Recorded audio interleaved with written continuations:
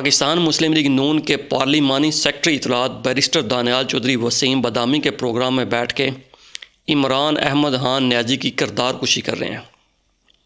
اور آپ خود امیجن کریں کہ ایک پارٹی کے اندر بیرسٹر لیول کے بندے کا یہ انٹلیکٹ ہے تو جو اس سے نیچے والے ہیں ان کی سوچ کا کیا عالم ہوگا۔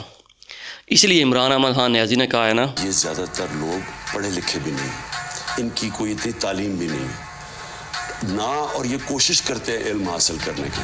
اور اسی کانٹیکسٹ میں پرویز انجم کے دو اشعار، آپ نے جشن چراغوں کا منایا لیکن ایک دیا ہم نے جلایا تو برا مان گئے، عیب ہر شخص میں جو ڈھونڈ رہے تھے انجم، آئینہ ان کو دکھایا تو برا مان گئے۔